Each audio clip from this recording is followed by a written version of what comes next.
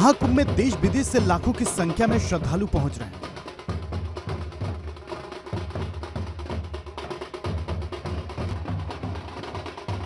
महादेव के जयकारे लगा रहे ये लोग पाकिस्तान से आए हुए हैं।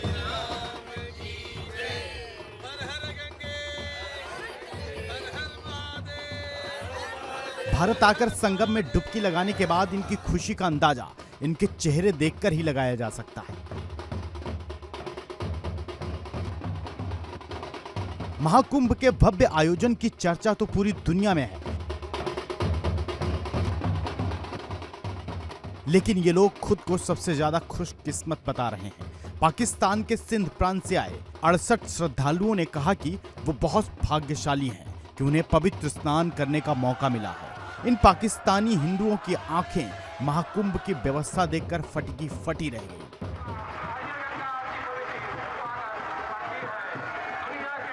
यहाँ हमें बहुत इच्छा थी कि पाकिस्तान से इंडिया जाके यात्रा करें।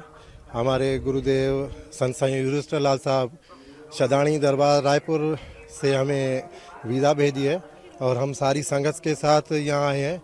यहाँ आके हमें बहुत खुशी हो रही है।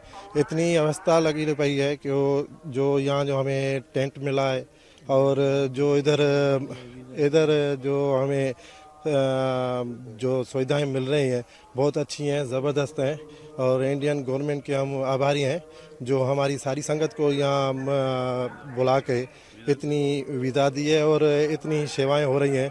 हम बहुत खुश हैं, एक्साइटेड हैं हम। जो इधर हमारी संगत है सारी, जो मीडिया के माध्यम से दिखाया जा रहा था ना, वो उससे हमें इच्छा हुई। हमारे गुरुदेव साईं युधिष्ठिर लाल साहब से विनती की और सारी संगत को निहाल करने के लिए यहाँ वीज़ा मिली है। जो आए हैं हमारे भाग जागे हैं, पुराने भाग जागे हैं।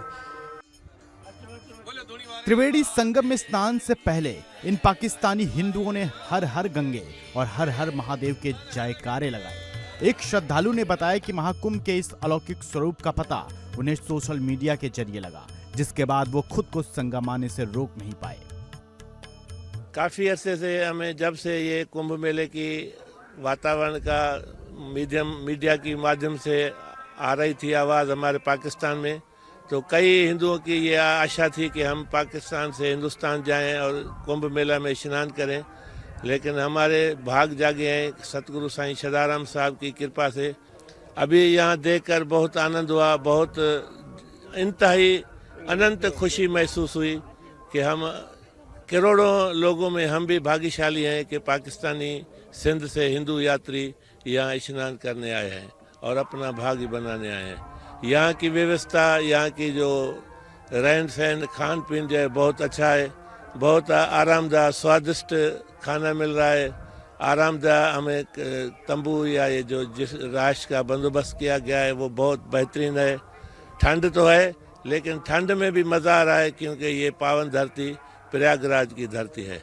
सो प्रयागराज जो है तीर्थों का राजा गिना जाता है। सभी तीर्थों, 68 तीर्थों का राजा प्रयागराज है। पाकिस्तान से आए 68 लोगों के इस जत्थे ने भारत में अपने एक्सपीरियंस से बहुत खुश हैं। कुंभ में की गई व्यवस्थाएं इन्हें पसंद आई। पाकिस्तान से आए श्रद्धालु 3 फरवरी को सिंध से निकले और 4 फरवरी को वाघा बॉर्डर पार कर प्रयागराज पहुंचे, जहां इनके रहने खाने की पूरी व्यवस्था की गई। बचपन से ही पढ़ा है कथाओं में कि प्रयागराज की धरती उत्तम धरती है। यहाँ पर माघ के महीने में ये कुंभ का मेला लगता है और यहाँ पर का स्नान बहुत उत्तम स्नान होता है।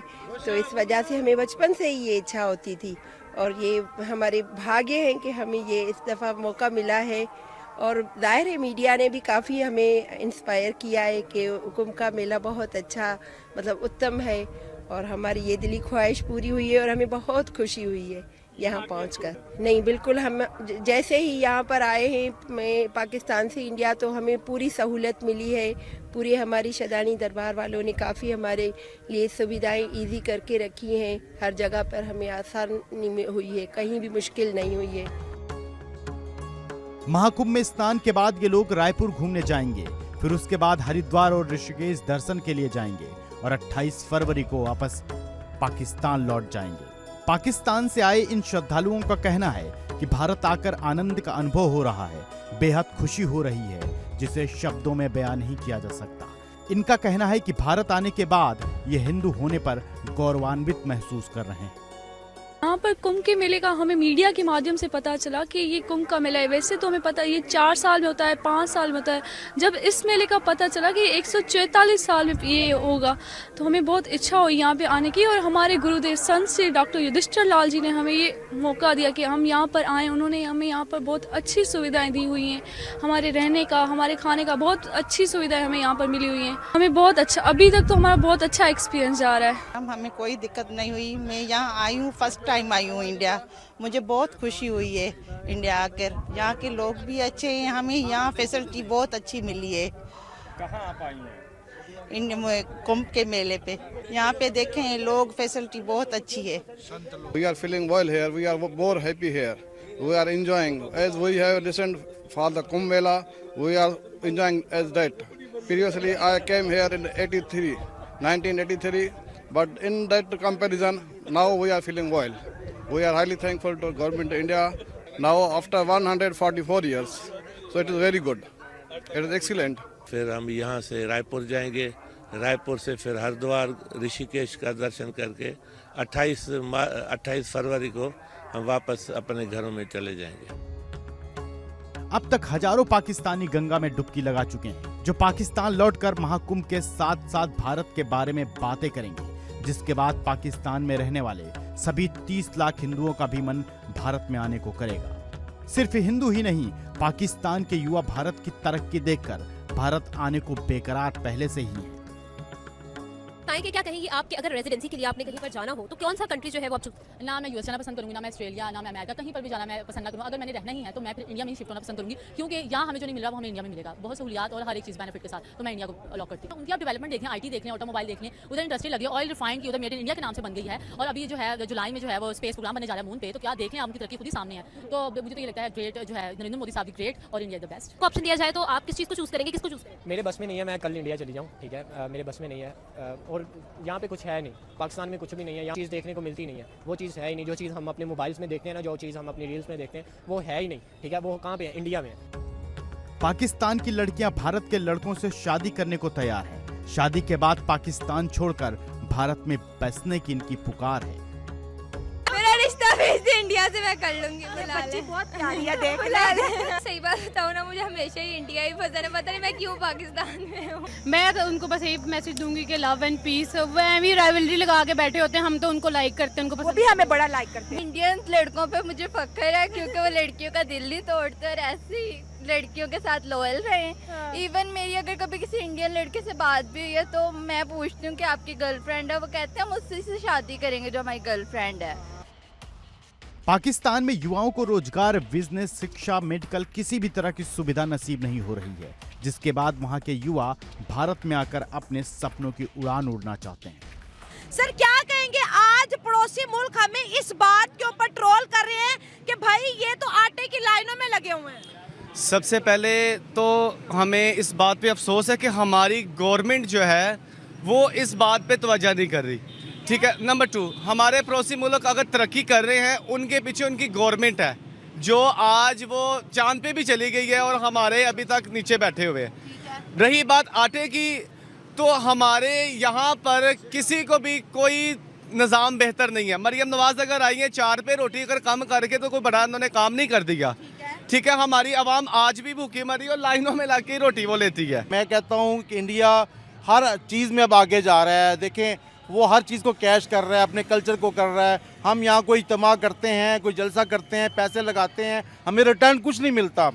तबलीगी जमात का जो इज्तिमा होता है 10-10 लाख का होता है, मगर हमें रिटर्न कुछ नहीं आता। ये वाहिद इज्तिमा की जो 7,500 करोड़ लगा के 2 लाख करोड़ आमदन, तो किस कोई इंडस्ट्री लगा के भी इंसान नहीं कमा सकता। इतनी जल्दी एक माह में कोई मतलब है कि जहाज़ बना के भी नहीं कर सकता। कोई भी ऐसा काम नहीं है कि जुए में भी नहीं है इतने पैसे जीत सकता जितने वो ये इस पे कमा रहे हैं। इतनी बड़ी मुल्क है, वो इतनी सिक्योरिटी दे ही नहीं सकते। पाकिस्तान में तो इतना सोच भी नहीं हम सकते कि इतना बड़ा क्राउड हम इकट्ठा कर सके, हम तो कर ही नहीं सकते।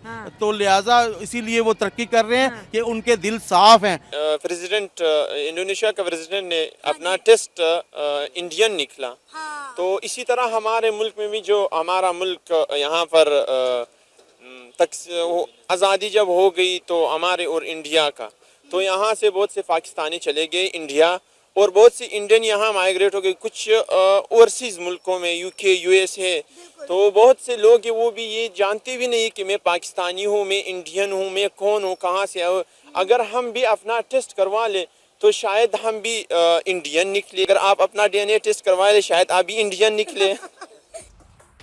1947 में आज़ादी मिलने के बाद पाकिस्तान भारत से अलग हो गया और आतंक की राह पकड़ ली, जिसके बाद अब वहां के लोग मुफलिसी की जिंदगी जी रहे हैं। वहीं भारत ने विकास का रास्ता चुना, साइंस एंड टेक्नोलॉजी को अपना साथी बनाया, जिसके बाद आज सुपर पावर बनने की रेस में भारत खड़ा है, जिसे देखकर पाकिस्तान के युवाओं को ये बात कचोटती है कि पाकिस्तान भारत से अलग ही क्यों हुआ।